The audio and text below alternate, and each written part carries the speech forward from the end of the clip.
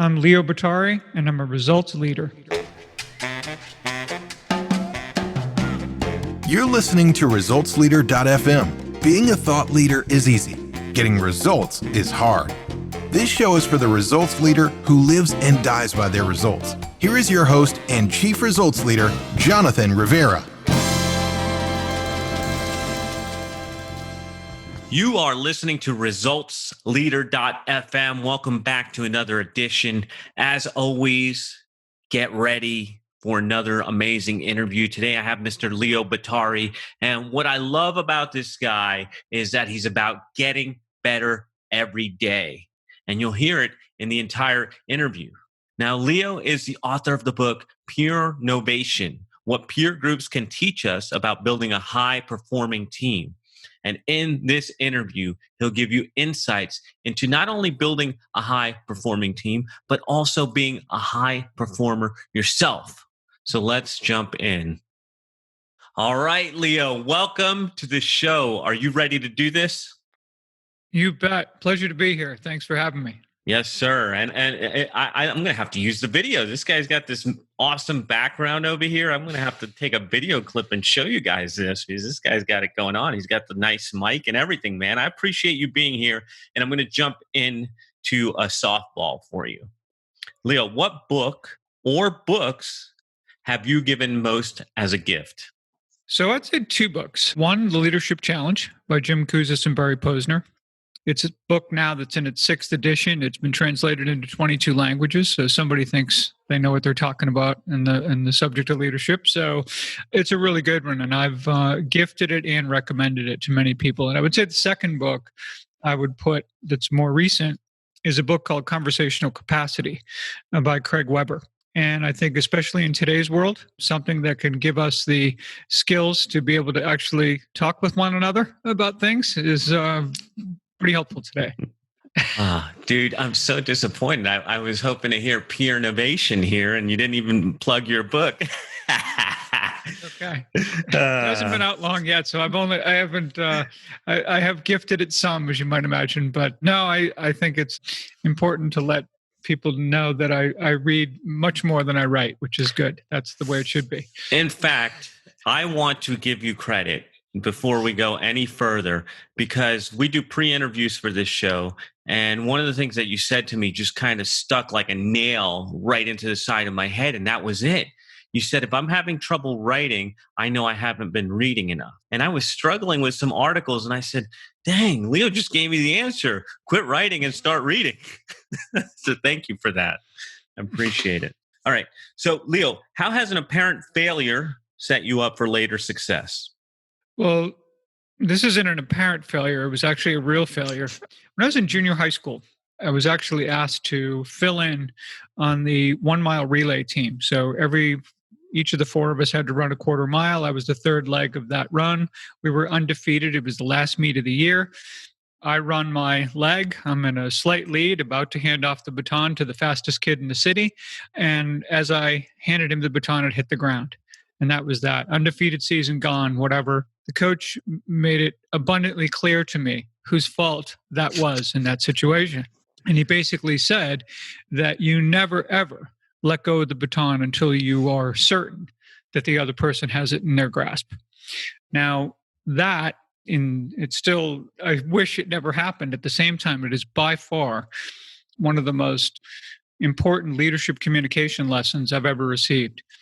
Because I think as leaders, it's really important for us to make sure that we communicate with clarity and that the message is received as intended. And that's our responsibility. It's not that of the receiver. In fact, it's really interesting. My daughter and I were at the National Gallery of Art in Washington, and there's a painting there, and it tells the story of a general who was relieved of his command because he had given an order that was misinterpreted by the soldiers, and it got a lot of people killed. And of course, the belief and feeling at the time was that that's the soldier's fault, that's the leader's fault for making sure that that message was not received as intended. And I think it's a powerful message for all of us when we want to blame the person that's the recipient for the fact that they didn't get it. So that would be an important one. Yeah, I'm I'm racking my brain thinking about all the times I've dropped the baton in my business. Yeah. That's Yeah, it powerful. That is happens. powerful. But yeah, it is. You're right. That's being accountable. That's taking responsibility and making sure that the message is received. Otherwise, it is our fault as leaders. So let's think back, Leo. In the last 5 years, what belief, behavior, or habit has most improved your life? I would say, and this comes from some interesting work that Angela Myers has done called Mattering. And she talks about the fact that we need to recognize and accept responsibility for how much we matter. And that when we go to any meeting, take any job, do whatever it is we're supposed to do, that we're not there to fill a chair. We're not there to just take on certain responsibilities. We're there to make a difference. We're there to matter, and to understand that we matter is really, really important. And I think once you kind of accept responsibility for that, it certainly makes me feel like I have to bring my A game to every engagement that I show up to, and that if I do that, I actually can and will make a difference. But to do that, first you have to recognize that there's a reason you're in that room or on the Zoom or wherever it happens to be, and you just have to accept responsibility for that and own that, and just bring what you got. That's deep, man. So let's talk about investments. Leo, what would you say is the most worthwhile investment you've ever made? Well, for me and my education, for sure. I graduated college in 1983. Didn't go back to graduate school until 2006. Got my master's in 2008 and did my doctoral work in Northeastern, after 2010. For me, it was by far an incredible investment in just reinvesting in myself and being able to connect my experiences with a scholarly foundation that was really important for me. I was not one of those students who would have been very good if I had gone to graduate school right after college. I needed the experiences so that whatever I might learn in the pursuit of a mastery of any subject, that there was something to stick to, that there were experiences there that would work. But I just feel richer for it. I feel like I bring more value to the table because of the fact that I combine those experiences, and really what I did in my master's program in so many ways serves as the root for the work I'm doing right now. I got to ask you because I find this fascinating. You had that gap from 83 to 2006 where you went back to school and you had all those years of experience and you had context to what you were learning. With your own kids, would you tell them to go that route or would you tell them to go straight through school and then to work? I would tell them to do what they think is best for them. To be honest, I think, all of us are different in that regard. I think when we're ready and we feel it, for me, that wasn't the case, but that it would not be my prescription for someone else. In fact, in the book, Peer Innovation, I think what makes that content powerful isn't because it prescribes anything. It just gives them a framework to take what they want for themselves and being able to work with it and apply it effectively in what's best for them or for their team. Love it, man. So, what are some bad recommendations you hear in your area of expertise? One is that I think some leaders believe that they sit apart from the team instead of being a part of it. And I think that's really important, largely because what happens is when you're a leader and you consider yourself apart from the team and you try to create a culture of accountability in your organization, you've got you on one side of the desk, your employees on the other, with them constantly feel like they're playing defense every time they walk into the office every day or sitting at home or wherever it may be now if they're working remotely. When you as a leader consider yourself a part of the team, you win and lose together. You are as accountable to them as they are accountable to one another. It creates much more unifying, much more about playing offense and setting your own standard of excellence as a team.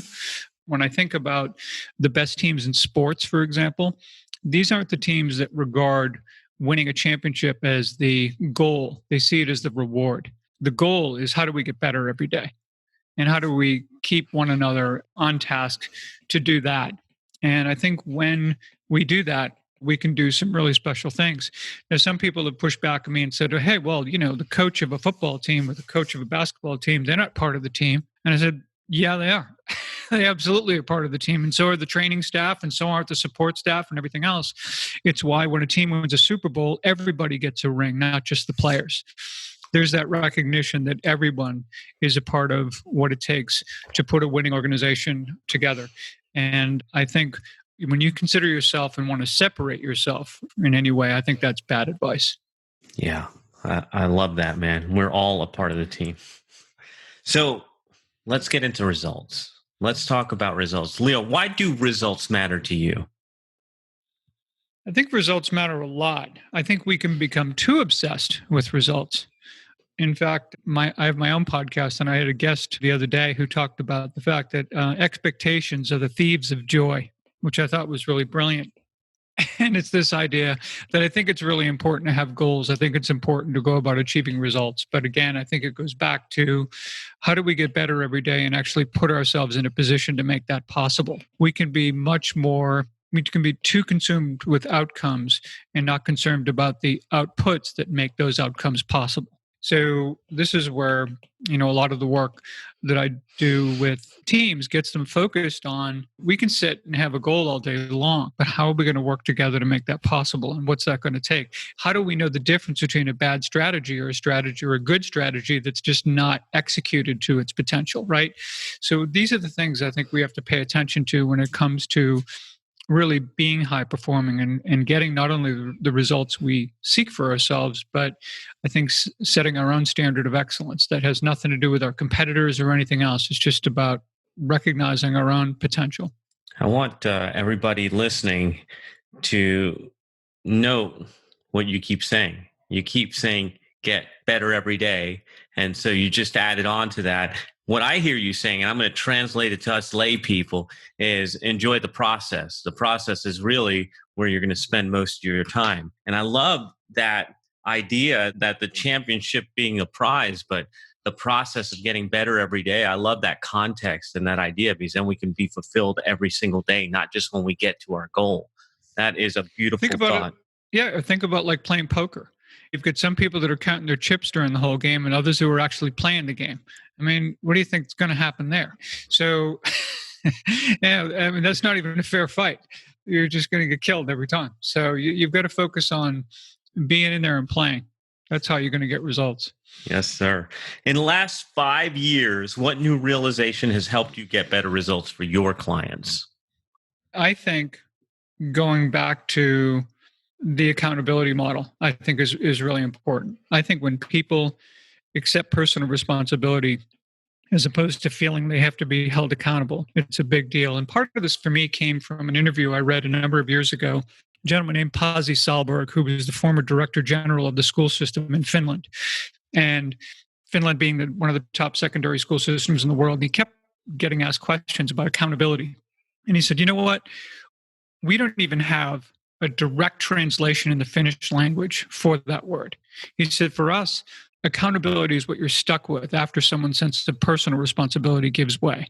So, and I can relate that to an experience I had working at Mullen, for example. Today it's Mullen Lowe. It's an ad agency headquartered out of Boston, not dedicated to winning championships, but dedicated to creating the best advertising in the world. And what they believe is that they hire strong people in every position who are there to bring their A games. They challenge one another relentlessly. In fact, if you walked into the lobby of that place, you might hear people screaming at each other over something and be like, whoa, what's going on here? Like, these people are fighting. They're actually not fighting against each other at all. They're fighting for the best idea. And they recognize that every time they go to work and they respect one another's abilities so much that the more they challenge one another, the more they believe that they can create the best advertising in the world. They do it in creative sessions all the time where they come together. Everybody's prepared. Everybody brings their A game. Executive creative directors at the front of the room. They get to a place where they get a campaign on the board, take it about as far as you can with that many people together. And then everyone sits back and goes, look at that. That is awesome. Look what we just did together. Recognizing that no one in the room could have created this by themselves, but together, this is what they did. And then they do it a second time, a third, a fourth, sometimes a fifth. All the times I ever participated in that exercise, I never saw the first idea that everyone thought was so fantastic, even survive and make the cut to show the client. So again, that fuels that idea of bringing your A game, accepting personal responsibility for playing my role, being willing to make a difference, and being all in helping create this incredible shared work product that they put together. So that for me has been really inspiring. And when you see it in action, it's rather phenomenal to watch. Sounds like part of, fortunately. Yeah. Sounds like a sporting event. So, Leo, what area of your business would you like to see better results? I'm in the process really right now. It's a real transition for me in many respects. I've spent the last 4 years doing workshops for CEO peer groups and doing some work with cross-functional work teams at organizations. And I've really tried to be very careful about pressure testing this content so that I really felt a comfort level that in just about any situation that it really works and it's really effective. So now in terms of what I'd like to see for my business is I'm trying to extend the reach of that. I do it through the book on one hand, where on purpose, I priced the ebook at $3.99. I made the softcover available the same time as the hardcover at $12.99 versus a $30 hardcover that's available, largely because I want to make this really easy, both from a price standpoint and because we have remote work teams and you don't have to worry about shipping, to be able to share this content, get it in people's hands, have them read it, talk about it, get comfortable with it. And whether I'm involved after that or not, that's up to them. If they want to get me involved, great. I certainly want to extend that part of the business as well. I'd like to make sure that I do some other things that make this scalable, because I think it is so powerful, can be so effective for so many folks to be able to take it and shape it for their own organization, for their own goals. That, for me, it's about getting better at extending that reach and making a lot of difference for people here in the US and basically throughout the world. Yes, indeed. So here is the final question. What results are you most proud of? So if we're talking business, very happy that I've landed on some content that I think is effective, and I'm adding two pieces to it as well. Added to the framework will be a piece that really focuses on relationships, one that helps us in our own self-reflection and helps us appreciate the gifts others bring to the table as well. And then the other piece on the other side of that framework becomes, how do we make sure that we can develop sustainable habits around these things that keep the results going? So first and foremost, I'm happy that I have something that I'm really, really comfortable with. And that's a strong result from a lot of work. By far beyond that, I've got an incredible family, which, far and away from a result standpoint exceeds anything I could ever do in business. But yeah, really grateful for an amazing family that I get the privilege to be part of. So I love it, man. So where can our listeners find out more about you? So they can go to leobottary.com. leobottary.com, or they can go to peernovation.co.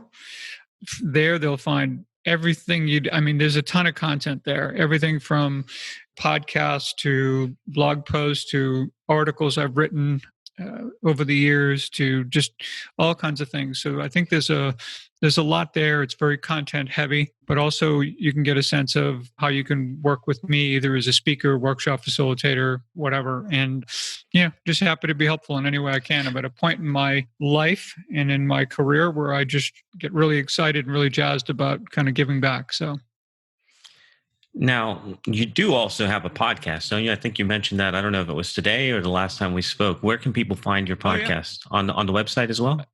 Yes, you can find it on the website, but we're everywhere. We're part of the C-Suite radio network, of course, but also Apple, Spotify, Amazon Music, iHeart Radio. So we're pretty much anywhere, major place that they have podcasts, Stitcher, all of them. We're there and have a lot of fun with it. There you go. So you can find Leo at leobottary.com and also at purenovation.co. We will have those links available in the show notes.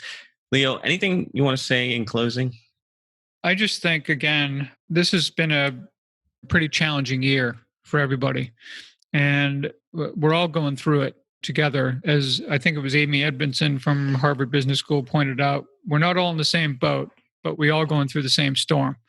And I think it's a great metaphor for that. And I think when you go through things like this, it's a real time for reflection. It's a real time to think about 2021 and how much I matter and how much I can make a difference at home, how much I'm in my community, in my workplace. And I think it's going to be a really interesting time as we pull together as a country right now, try to see if we can have good dialogue, good conversation again about things and work together. And let's hope for that for next year. Thank you so much for joining us today on Results Leader. Leo, we appreciate your time. Love your insights. And like we said, we'll have links on the page so you guys can get in touch with Leo, listen to his podcast, grab his book, all of that. Thank you, Leo. You bet. That is a wrap for another edition of ResultsLeader.fm. If you are out there getting results for your clients and you want to be featured on the show, go to ResultsLeader.fm now and apply to be on the show. And if you love what you're hearing, share the show, give us a rating and review, do anything to help us get the message out there. Thought leadership is easy, but results leadership is hard.